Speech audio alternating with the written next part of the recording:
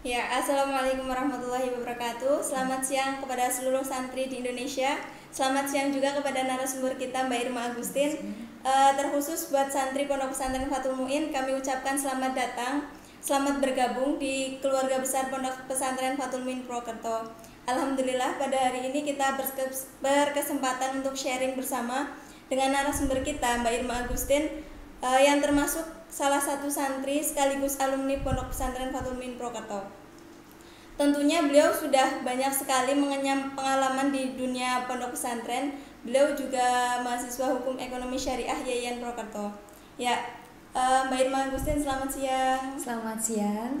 Bagaimana kabar Anda hari ini? Alhamdulillah kabarnya baik, sehat walafiat. Boleh ceritain sedikit dong Mbak Irma tentang bagaimana sih proses perjalanan Mbak Irma sendiri dalam menimba ilmu di pondok pesantren? Baiklah. Sebelum saya di Pondok Pesantren Fathul Muin ini, di Pondok Pesantren Fathul Muin Purwokerto, saya dulu menimba ilmu di Pondok Pesantren Tanjung Filin Banjarnegara. Masuk pada tahun 2010. Saya melanjutkan sekolah dari sekolah dasar ke Madrasah Sanawiyah, kemudian dilanjutkan ke Madrasah Aliyah sampai tahun 2016. Nah, setelah itu saya mempunyai mimpi, mungkin kalau bagi saya ini termasuk mimpi besar karena saya berasal dari desa yang pelosok, jauh dari peradaban mungkin ya. Ini mimpi besar saya saat itu, saya harus melanjutkan sekolah tinggi seperti itu. Saya harus menjadi sarjana. Tapi saya juga harus di pesantren lagi. Nah, alhamdulillah saya bertemu dengan ibunya Hidratul Nafisah pada waktu itu saat ada sosialisasi Fakultas Syariah YAIN Purwokerto ke pondok saya di Tanjung Filin. Saya terlintas, maksudnya mungkin kalau bahasa Banyumas itu ngerentek ya.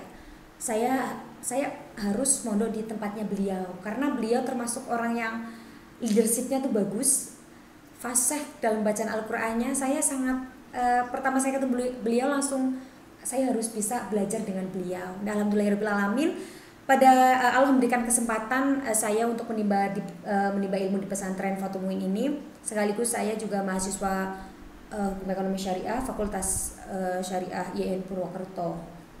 Nah, nyampe 2020 dan akhirnya saya menjadi alumni mungkin ya dari Pondok Pesantren Fathul Muin ini.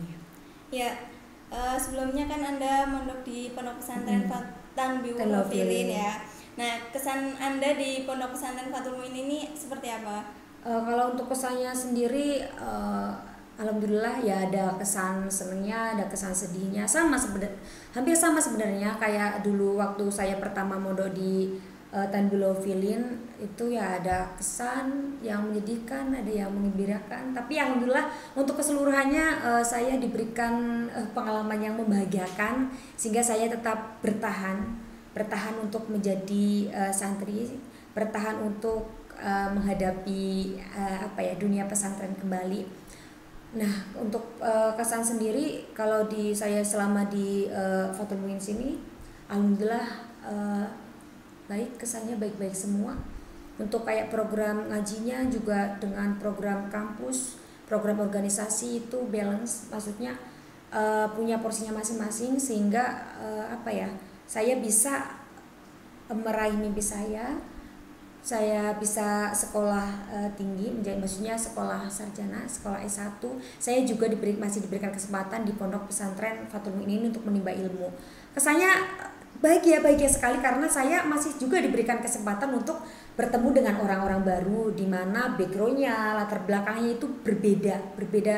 Maksudnya dari dulu saya kayaknya nggak punya temen yang emang satu jurusan. Satu jurusan. Saya dulu SD-nya angkatan saya sendiri, MTS-nya saya sendiri, terusan SMA-nya saya juga sendiri, sampai saya kuliah saya berasal dari desa itu saya sendirian kayak gitu. Jadi mungkin ini jawaban Allah, jawaban doa saya, ya Allah, ketika saya memang mampu untuk meraih mimpi saya, lancarkan, pertemukan saya dengan orang-orang yang pandai memotivasi saya. Dan alhamdulillahirobbilalamin tempat Fathul Muin ini menjadi saya merasa ternyata memang saya di sini, saya memang harus di sini bertemu dengan orang-orang yang luar biasa, bertemu dengan orang-orang hebat, pengasuhnya hebat, santri-santrinya juga banyak juga yang berprestasi seperti itu. Ya, dari kesibukan-kesibukan yang Mbak Irma sendiri punya ya, itu kan selain kuliah, Anda juga mondok sebagai santri. Nah, bagaimana sih cara memanage waktu agar dapat membagi waktu itu dengan tepat? Nah ini mungkin hal manage waktu itu hal yang menurut saya mungkin rumit juga, susah juga, tapi bukan berarti kita tidak bisa. Banyak sekali orang-orang di pesantren, terus sekaligus mahasiswa, dia juga aktivis di organisasi itu awalnya mungkin keteteran karena kita baru beradaptasi harus ngaji, harus ada kegiatan ini, harus ada kuliah, tugasnya numpuk banyak, ngajinya juga banyak, kadang ngantuk dan lain sebagainya kayak gitu. Tapi ternyata setelah kami beradaptasi, setelah kami beberapa hari, beberapa bulan mempelajari rutinitas, ya memang semuanya sudah ada waktunya masing-masing. Cuman ketika lagi tabrakan, misalkan saya harus ngaji, ternyata ada kuliah dadakan dan lain sebagainya, saya harus gimana? Nah, kita diberikan kesempatan oleh pengasuh bahwa ya sudah, nggak apa-apa, boleh izin ngaji tapi ngajinya nanti diganti. Nah itu yang menjadi nilai plus saya juga, maksudnya nilai plus di pondok ini. Toleransinya besar sekali, namun tidak menghilangkan kewajiban-kewajiban santri yang harus ngaji seperti itu. Nah, manage waktunya gimana? Waktunya kuliah ya kita kuliah, waktunya ngaji kita ngaji. Karena ngaji itu kan dari habis asyar sampai subuh. Sedangkan kalau kuliah itu kan pagi nyampe sore juga. Jadi kalau untuk ngaji sama kuliah kayaknya alhamdulillah udah balance, sudah seimbang. Paling tinggal misalkan untuk anak-anak organisasi, anak aktivis itu kadang wah kita harus rapat, harus tabrakan sama kuliah, belum ngaji nanti rapatnya kebanyakan malam, itu gimana. Nah itu menjadi tantangan besar buat kita. Jadi apa yang menjadi tanggung jawab kita lakukan tanpa harus meninggalkan kewajiban-kewajiban yang sudah kita pilih. Kita udah menjadi mahasiswa ya kita harus sesuai dengan aturan kita di kampus sebagai mahasiswa, di pesantren juga. Nah itu mungkin kalau organisasi itu nilai plus juga, cuman itu pilihan buat kita untuk mengembangkan bakat kita, potensi-potensi kita. Nah untuk manage waktunya, pokoknya apa yang harus kalian kerjakan sekarang kerjakan, karena ketika menunda pekerjaan saat ini itu akan menumpuk di kemudian waktu kemudian kayak gitu. Jadi paling kayak gitu aja manage waktunya. Harus punya timeline sendiri. Hari ini saya mau ngapain, besok saya mau ngapain. Ketika saya nggak ngelakuin ini sebabnya apa. Nah kita harus punya kayak mungkin kalau saya buku sendiri, jam ini saya harus ini, jam ini saya harus ini. Jadi udah ada jadwalnya masing-masing. Kita itu mungkin cara mudahnya kita untuk mengatur waktu kayak gitu. Kita buat jadwal untuk diri kita sendiri kayak gitu. Ya, dari banyaknya pengalaman Mbak Irma Agustin sendiri, prestasi apa yang paling berkesan di Pondok Pesantren Fathul Muin Purwokerto ini? Kalau untuk prestasi sebenarnya banyak ya, santri kalau yang di sini tuh hampir semuanya punya prestasi. Namun kita harus tahu sendiri prestasi seperti apa. Maksudnya kadang kan orang ngira oh dia punya prestasi juara 1, 2, 3, 4, 5 sampai 6 misalkan gitu. Nah itu mungkin prestasi yang hadiah, mungkin ya hadiah, dia dapat trofi, dapat uang pembinaan dan lain sebagainya. Namun bagi saya untuk mondok sendiri itu menjadi prestasi sendiri sebagai anak muda yang berani melompati tantangan itu, mengerjakan tantangan itu juga prestasi. Namun kalau untuk prestasi yang kayak juara ini dan lain sebagainya itu banyak juga di pondok sini. Nah yang paling terkesan untuk akhir-akhir ini tuh kita pondok kita sendiri menjadi salah satu mungkin prestasi terbesar, itu menjadi juara 1 lalaran Nadom Alfiyah. Itu 1002 Nadom ya, 2 bait maksudnya. Nah itu prestasi yang baru-baru ini, tahun kemarin kita mendapatkan juara itu. Ada juga beberapa perwakilan santri yang mendapatkan juara 1 di IPBMM pada tahun 2019.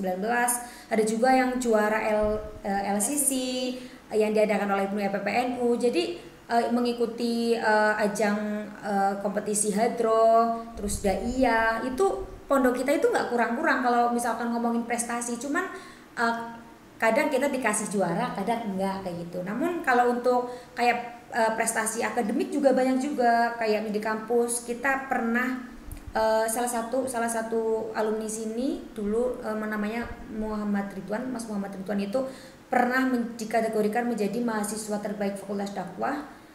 Lupa pada tahun berapa. Beliau juga menjadi salah satu wisudawan terbaik ketiga institut. Nah itu termasuk apa ya, prestasi yang luar biasa juga. Kemarin kita juga dari santri kita mendapatkan alumni itu mendapatkan apa ya namanya, kayak bukan juara, mungkin wisudawan terbaik juga di Fakultas Syariah.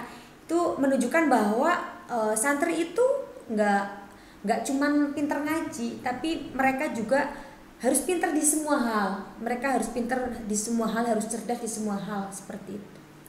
Ya, dari tadi ya prestasi-prestasi yang sudah disampaikan itu, pesan apa sih buat seluruh santri-santri, baik santri baru maupun santri yang sudah lama? Di santri baru kan pasti banyak yang dari latar belakang sudah mondok maupun yang belum mondok. Nah itu pesan apa sih buat mereka?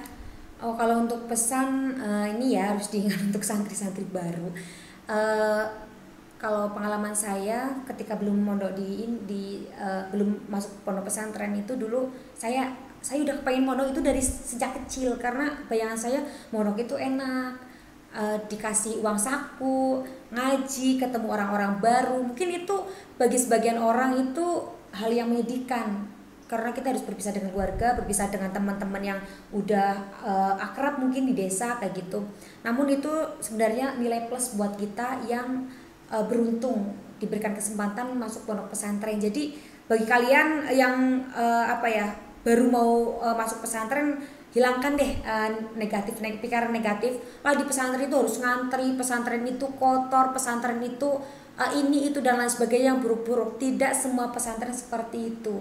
Nah, untuk kalian santri baru, pokoknya di pondok itu asyik bagi kalian yang menikmati di pondok pesantren. Nah, untuk kayak kalian tuh nggak usah bingung, misalkan Kak ini bisa Mbak, misalkan dulu saya pernah ditanya gini sama untuk santri-santri yang akan baru pernah mondok di sini. Mbak, misalkan saya kan anak organisasi nih, misalkan saya di pesantren situ boleh nggak misalkan di organisasi? Wah, boleh sekali, karena di sini juga bukan hanya mengenyam ilmu keagamaan, tapi di sini juga ilmu leadershipnya yang diajarkan oleh pengasuh kita Abah Nasruddin dan juga Umi Nafisah itu sangat luar biasa sekali. Beliau termasuk menjadi salah satu petinggi di kampus. Abah itu ketua Mahad dan juga Roisul Mahad, dan juga Umi itu Kaprodi, kepala prodi hukum keluarga Islam Fakultas Syariah. Jadi dari situ kita juga udah bisa lihat bahwa ya untuk santri itu ketika maksudnya dia udah pintar ngaji, boleh dong mengembangkan potensi dia, bakatnya dia di bidang kepemimpinan, di bidang dan lainnya, itu di sini bebas, asalkan kalian sesuai dengan batasan-batasan yang memang di peraturan sini udah tercatatkan kayak gitu, waktu yang ngaji seperti yang saya bilang. Oh iya, ini ada satu lagi prestasi yang baru tahun 2019 kemarin terakhir itu kita raih, menjadi juara. Ada 2 santri dari sini itu menjadi juara 2 fakulti Syariah Fakulti MCC Nasional Moot Court, itu di bidang kayak peradilan semu. Kita berhasil memperoleh juara 3 itu piala bergilir Mahkamah Agung Republik Indonesia. Itu juga membuktikan bahwa kita di sini tuh tidak tertekan, kita bahagia, kita bisa melakukan apa saja aktivitas-aktivitas yang memang kita sukai. Dari hobi kita, misalkan hobi membaca, kita masih punya waktu membaca. Hobi organisasi, masih kita bisa berorganisasi. Hadroh ada, latihan public speaking ada. Nah, itu mungkin yang menjadi nilai plus di pondok pesantren sini, seperti itu. Ya, mungkin sekian yang dapat kita sharing bersama Mbak Irma Agustin. Ya. Di lain waktu mungkin bisa kita sambung lagi ya Mbak Irma? Bisa sekali. Kita bisa nggak harus kayak gini, kita harus misalkan di dunia nyata, nggak harus online kayak gini. Insya Allah kita bisa sharing-sharing kembali seperti itu. Iya. Cukup sekian dari kami. Billahi taufiq wal hidayah. Wassalamualaikum warahmatullahi wabarakatuh. Waalaikumsalam warahmatullahi wabarakatuh.